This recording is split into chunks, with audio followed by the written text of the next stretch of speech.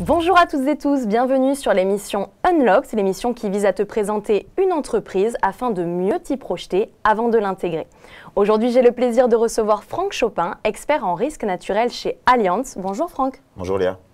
Mais également Emeline Stein, analyse des impacts extra-financiers sur les investissements dans la même entreprise. Bonjour Emeline. Bonjour Léa. Merci à tous les deux d'être avec nous aujourd'hui pour nous parler d'Allianz, une entreprise connue et reconnue en France et dans le monde. Mais je n'en dis pas plus. Franck, je te laisse la parole pour le Pitch Me That. Je te lance le défi de nous présenter Allianz en 1 minute. On va essayer. Merci Léa. Donc Allianz, c'est une entreprise internationale d'assurance et de services financiers. C'est pour la 3e année consécutive le premier groupe mondial d'assurance d'après le classement Interbrand. Et Allianz, c'est 150 000 collaborateurs dans le monde, dans 70 pays, dont 9 000 en France. Et c'est un assureur généraliste, en fait, dans lequel tu peux retrouver à peu près tous les métiers de l'assurance, que ce soit en assurance vie, en retraite, en complémentaire santé, en assurance habitation, en assurance auto ou en risque technologique. Mais c'est aussi des métiers dans le secteur de la finance ou des investissements, comme le poste d'Emeline, mais aussi dans la prévention des risques. C'est une entreprise dans laquelle il y a énormément de profils différents, qui peut intéresser énormément de monde. Et l'assurance, c'est un secteur qui est sociétal, dont la vocation, c'est de fournir une protection contre les aléas de la vie pour tous, grâce au système de la mutualisation. En fait, quand on y pense, c'est très beau d'un point de vue social. Nous protégeons l'avenir de nos clients afin de le rendre meilleur. Et en fait, cette vocation, elle s'inscrit pleinement dans notre raison d'être, We Secure Your Future, qui est le logo d'Allianz. Et ce qu'on fait pour nos clients, nous le faisons aussi pour nos collaborateurs, par le jeu notamment des enjeux RSE, par le bien-être et la santé au travail, qui sont particulièrement importants dans ce contexte de pandémie et de risques sanitaires. Nous offrons aussi également l'opportunité de formation et de carrière chez Allianz, et nous soutenons la diversité. Alors effectivement, Allianz œuvre pour la parité et l'inclusion, mais aujourd'hui c'est bien sur son engagement environnemental que nous allons nous attarder. Pour répondre à ce défi de taille, de nouveaux métiers émergent. Ton poste, Franck, par exemple, n'existait pas il y a encore quelques années. Je le rappelle, tu as intégré le groupe récemment, en 2020. Alors, est-ce que tu pourrais, pour commencer, nous expliquer concrètement en quoi il consiste? D'accord. Donc, j'ai été embauché en tant qu'expert risque naturel. Alors, les risques naturels, que ce soit en France, c'est surtout l'inondation, la sécheresse, la tempête ou la grêle, sont des secteurs qui sont des périls qui touche beaucoup de secteurs au sein d'un assureur. Dans ce registre-là, j'ai un rôle qui est transverse. Donc j'aide des secteurs comme la réassurance, la direction des produits, la souscription, l'indemnisation, en leur fournissant des conseils, des outils ou des cartes qui les aident à identifier, localiser et quantifier les différents risques naturels qui peuvent affecter notre portefeuille assurantiel. J'ai 2 axes principaux dans mon travail. Le premier, c'est un axe de modélisation. Alors, la modélisation peut être assez simple ou plus compliquée. Tout d'abord, il y a la modélisation qui consiste à créer des cartes d'aléas. Prenons un exemple, le risque d'inondation par ruissellement, par exemple. Je crée des cartes qui déterminent, de façon la plus précise possible, le niveau de risque concernant cet aléa. Quelles sont les zones où le risque n'existe pas, où le risque est faible, où le risque est moyen, et quels sont les zones où le risque est vraiment fort. Ça, c'est le premier type de modélisation. Il y a un deuxième type de modélisation qui est la modélisation probabiliste. Et dans ce cas-là, ce qu'on cherche à faire, c'est répondre à la question suivante. Si on a un événement, une tempête par exemple, qui a une période de retour de 10 ans, 20 ans, 50 ans, 100 ans, 200 ans, quel est le niveau de dommage qu'elle est susceptible de provoquer sur notre portefeuille assurantiel? Ça, c'est une question qui est très importante, notamment pour les réassurances, qui a besoin de cette sorte de courbe dommage-fréquence.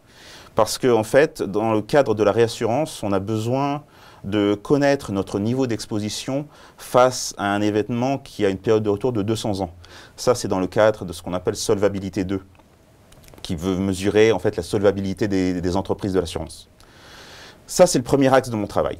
Le deuxième axe de mon travail concerne plutôt le suivi climatique, le suivi en temps réel des potentiels événements qui pourraient affecter la France.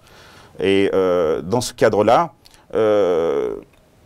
pour pouvoir réagir, en fait, et prévenir... Voilà. Dans ce cadre-là, en fait, la première chose que je fais, quand il y a un candidat potentiel, je prends les sorties du modèle AROME, qui est le modèle de prévision climatique de Météo France, et qui peut anticiper un aléa jusqu'à 36 heures à l'avance, afin d'abord de vérifier si le risque existe bien, si une portion de notre portefeuille est vraiment à risque. Et si c'est le cas, j'essaye de la délimiter, de cerner les clients qui sont potentiellement impactés, afin que mes collègues puissent intervenir et les prévenir par un système d'alerte par mail. Ou par SMS. Oui, éventuellement. Voilà. Ça, c'est ce qui arrive avant l'événement. Et après, la deuxième tâche consiste, après l'événement, à essayer de déterminer ce qu'on appelle l'empreinte de l'événement. Vraiment les zones qui ont été touchées, les zones qui ont été identifiées. Une fois que j'ai cette zone qui permet de centrer un peu plus les zones où les dégâts ont eu lieu, mes collaborateurs peuvent prendre le relais et prendre les mesures qui s'imposent. Alors malheureusement, prévenir le risque ne permet pas de l'éviter, notamment dans le sud-est de la France. Tu m'as dit que c'était l'une des zones particulièrement touchées par les catastrophes climatiques. Alors on se souvient notamment des ravages de la tempête Alex dans l'arrière-pays niçois il y a un peu plus d'1 an, ou encore des incendies qui ont ravagé des milliers d'hectares de végétation près de Saint-Tropez cet été. Alors à défaut d'éviter ces incidents, que faites-vous une fois la catastrophe arrivée ? Alors, une fois que ce genre d'événement arrive, la première chose à faire, comme je l'ai dit, c'est d'identifier la zone qui a vraiment été impactée. Dans le cas des deux exemples que tu as cités, Léa, le plus simple, c'est de se servir des images satellites, car elles permettent une grande de rapidité, une grande fréquence de mise à jour des données. Donc, on a utilisé les images satellites pour délimiter les zones où les coulées de boue ont eu lieu lors de la tempête Alex, donc de façon plus importante vers Saint-Martin-Vésubie et Breil-sur-Roya, et également de délimiter la zone incendiée. Pour cela, on a utilisé un satellite qui s'appelle Sentinelle-2, et il y a des algorithmes qui existent et qui permettent vraiment de délimiter les zones incendiées. Une fois qu'on a cela, ça permet, en croisant avec notre portefeuille, de vraiment identifier les clients qui ont été impactés, et cela a deux impacts positifs. D'une part, pour les assurés, parce qu'une fois qu'ils sont identifiés et qu'on prévient les collaborateurs, le système d'indemnisation peut aller plus vite. Et pour Allianz, l'avantage, c'est d'anticiper le coût d'un événement vraiment violent. Il ne faut pas se leurrer, avec le dernier rapport du GIEC et qui a servi de base à la dernière COP26, les sinistres du type inondation et sécheresse vont être de plus en plus fréquents dans les années à venir. C'est inéluctable, ils vont être de plus fréquents et plus violents. On l'a vu notamment avec les incidents, les événements qui ont eu lieu avec Alex ou qui a eu lieu récemment en Allemagne, les énormes inondations qui ont été désastreuses. En Europe cet été, oui. Voilà, c'est ça. C'était surtout l'Allemagne, Luxembourg et Belgique. Je perds le fil, mais ce n'est pas grave. On va se retrouver. Une fois qu'on a ces événements et qu'on sait qu'ils vont être de plus en plus fréquents et violents. Le problème, c'est que maintenant, ils sont inévitables. Que peut-on faire? La seule solution qu'on a, c'est s'adapter et essayer de prévenir les dommages liés à ces événements. Et cela ne peut pas être fait juste par les assureurs. Il faut qu'il y ait une prise de conscience collective qu'il faut faire quelque chose. Alors, les assureurs doivent agir, c'est une certitude, mais il y a aussi les pouvoirs publics, et il y a les assurés, tout simplement. Les assurés, il faut essayer de ne plus construire des habitations tout au bord des rivières ou près des zones où l'érosion côtière est importante. L'État, pour prendre un exemple, essaye d'inciter les assureurs à ne plus reconstruire à l'identique lorsqu'un sinistre se produit, notamment, par exemple, dans un sinistre inondation. L'État essaie d'inciter les assureurs à inclure des mesures de prévention au cas où une autre inondation se produirait. Et donc à installer des bâtards d'eau, ce sont des sortes de barrages mobiles qu'on installe au niveau des portes des habitations. Alors ça ne permet pas d'annuler complètement les dommages suite à ce genre d'événement, mais ça permet de les limiter. Ou alors surélever aussi les maisons et ne plus les faire de plein pied, voilà. Comme avant par exemple. Ça c'est pour les constructions neuves. Ah mais oui. on peut installer des porteurs d'eau sur les anciennes résidences. D'accord, ouais, des bâtiments Voilà. déjà construits sur lesquels malgré tout il faut agir. Et en fait l'histoire nous le montre, hein, les anciens immeubles, les anciennes maisons, souvent elles ont une ou deux marches, mais elles ont un intérêt ces marches, c'est pour protéger, pour une bonne raison. Pour protéger des inondations. Et souvent les constructions récentes, parce que c'est plus joli, parce que c'est plus design, elles font des maisons de plein pied et malheureusement quand un incident arrive, du type inondation, ça coûte très cher. Et oui, on y vient. Alors justement, donc si j'ai bien compris, pour résumer, hein, l'idée, c'est donc de faire en sorte que ces événements de plus en plus fréquents causent le moins de dégâts possible, car ils pourraient représenter un coût considérable, près de 143 milliards d'euros en France entre 2020 et 2050, si rien n'est fait, selon la Fédération française de l'assurance. Alors justement, c'est là que tu interviens, Emeline, puisque toi, en fait, ton rôle consiste notamment à répondre aux questions comment on prépare l'avenir, comment on finance des projets aux énergies propres ou à minima à bas carbone. Oui, tout à fait. En fait, là, on parlait des risques physiques, donc des conséquences du changement climatique. Et dans cette pensée d'anticipation du changement climatique, la première question, c'est comment est-ce qu'aujourd'hui on passe dans une société vers un modèle de société bas carbone. Ça signifie que, comme Franck le disait d'ailleurs, bien potentiellement la réglementation change, les pratiques de consommation changent, les technologies changent pour justement passer sur des business models qui sont bas carbone. Alors nous, en tant qu'investisseurs, en tant qu'assureurs, ça nous pose des nouveaux risques qui sont les risques de transition en fait. C'est-à-dire si demain tout ce que je viens là d'expliquer, effectivement, si ces facteurs-là viennent à bouger, comment est-ce que ça affecte les entreprises qu'on va financer ? Donc, en fait, on a une décennie là pour changer les pratiques. La plus grosse question pour nous, c'est de notamment substituer notre dépendance aux énergies fossiles, passer sur plus d'électrification, passer sur des énergies renouvelables, passer sur des systèmes d'énergie qui peuvent se compléter.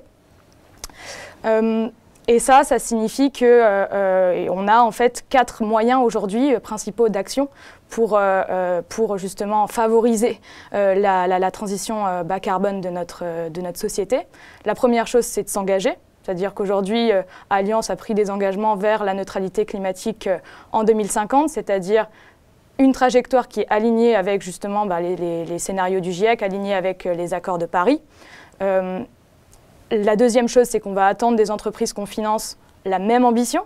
C'est pas évident, c'est pas facile, on le sait, mais c'est quand même ce vers quoi on va parce que on pourra pas, enfin nous en tant qu'entreprise, on ne peut pas, comme le disait aussi Franck, ça ne se joue pas qu'à notre niveau en fait d'atteindre la neutralité climat. C'est quelque chose qui va nécessiter que tous les acteurs en fait se mettent en ordre de marche ensemble.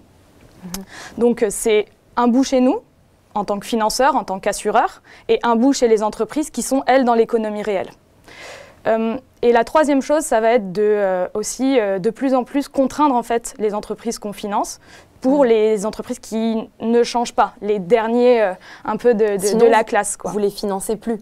C'est ça. Et donc là, on va mettre de plus en plus de contraintes, par exemple, au niveau sectoriel, c'est-à-dire sur les énergies fossiles, sur le charbon notamment, pour que, en fait, aujourd'hui, bien, les business models soient notamment alignés sur le scénario du GIEC, mais c'est notamment pour le charbon, ne plus favoriser des entreprises, ne plus financer des entreprises qui, par exemple, planifient de nouvelles activités charbon.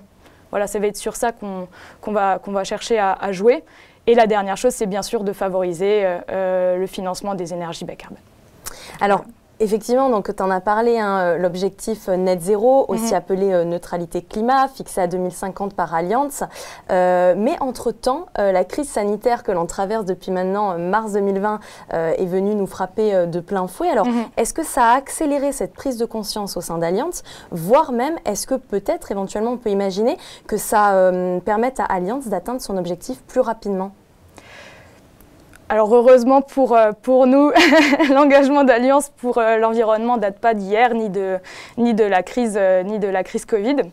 Ça l'a peut-être accéléré. Ça l'a un petit peu accéléré, mais en fait, c'est ce que ça permet surtout de voir cette crise Covid, c'est l'ambition, enfin ce qu'il faut atteindre en fait dans une idée d'atteindre la neutralité carbone en 2050, c'est-à-dire environ une baisse de 7% des émissions par an.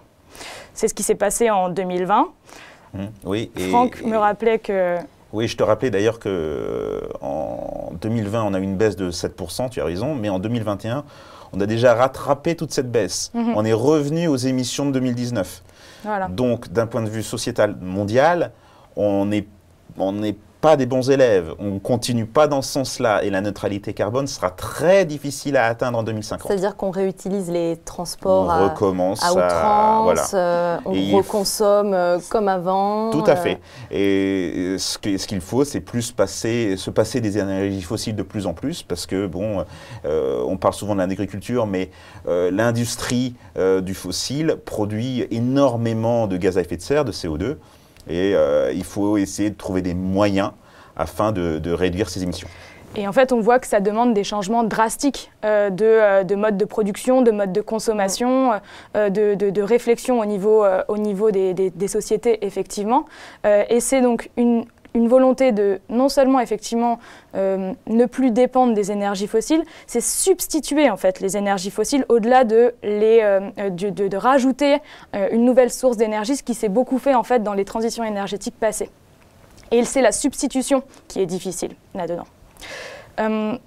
La crise Covid, donc voilà, elle nous a montré ça, elle nous a montré comment est-ce qu'aujourd'hui on pourrait potentiellement atteindre ces 7% de réduction sur un an.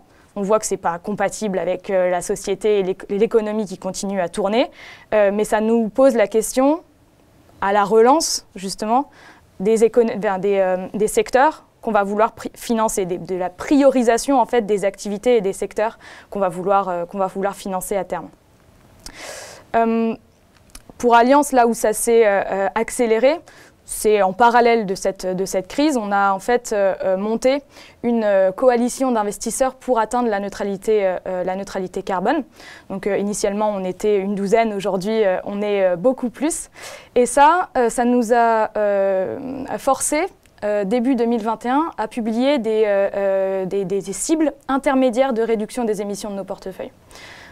Et c'est pour ça qu'en fait qu'on accélère beaucoup, parce que ces cibles-là, elles nous mettent un peu plus face justement aux engagements qu'on a pris. Donc ça nous demande de revoir notre feuille de route sur effectivement le financement des activités fossiles, revoir notre feuille de route sur l'accompagnement des secteurs qui sont fortement carbonés et comment est-ce qu'on peut aider ces acteurs-là à se transformer en profondeur. Et effectivement mettre des objectifs d'investissement plus précis sur justement le financement des énergies renouvelables et des solutions bas carbone. Et au-delà de vous deux, qui êtes vraiment au cœur de cette transition écologique au sein d'Allianz, l'idée c'est aussi d'embarquer avec vous tous les collaborateurs de cette grande entreprise. Alors justement, concrètement, comment Allianz s'y prend en fait ? La question de la formation, de l'éducation, c'est une question qui est très compliquée parce que effectivement, ça dépasse en fait Allianz dans le secteur, enfin le secteur des énergies fossiles.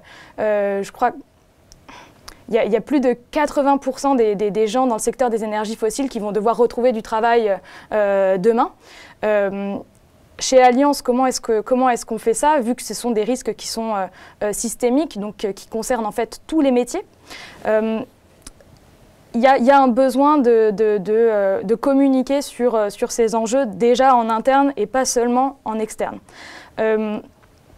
Chez Allianz, là, on priorise et on forme déjà l'unité investissement. C'est-à-dire qu'on essaye de monter des ateliers de réflexion avec les équipes de gestion de portefeuille, avec les équipes de pilotage actif-passif, avec les équipes de sélection des fonds d'investissement, avec les risques, la conformité. Et ensuite, on va aussi aller parler aux équipes de distribution, de vente, pour justement leur permettre d'avoir des éléments de langage pour leur permettre de comprendre en fait les enjeux que ça va poser, le changement climatique pour Allianz sur les activités assurantielles. Et donc c'est là où en fait Franck et moi effectivement on peut se rejoindre. Et le troisième volet de cet enjeu sur la formation, c'est de parler à nos managers et aux managers de nos managers, donc de parler au comité de direction pour en fait leur permettre eux aussi d'avoir en tête les enjeux liés à la transition bas carbone, les enjeux liés aux risques physiques sur les portefeuilles, que ce soit d'investissement ou les portefeuilles assurantiels. Ok, et là tu as parlé en interne, mais en externe c'est pareil, donc vous communiquez de plus en plus. Oui, mais en externe, il y a des gros enjeux autour du greenwashing qui aujourd'hui nous demandent de vraiment faire très très attention à la manière dont on communique. C'est-à-dire qu'il faut de plus en plus bien sourcer et démontrer en fait ce qu'on le fait et plus seulement en parler. Et c'est là en fait où tient un peu aujourd'hui la fine frontière entre ceux qui en parlent et ceux qui font. Voilà. Bah merci Emeline, merci Franck pour ces explications précieuses qui permettent aux jeunes qui nous regardent de mieux comprendre comment les entreprises, en l'occurrence Allianz, se saisissent des problèmes environnementaux qui préoccupent de plus en plus, mais aussi comment eux peuvent contribuer à préserver la planète lorsqu'ils choisissent en fait l'entreprise qu'ils vont décider d'intégrer. Je vous remercie. Merci à toi. Merci à toi. Et je vous donne rendez-vous pour un nouvel épisode Unlocked.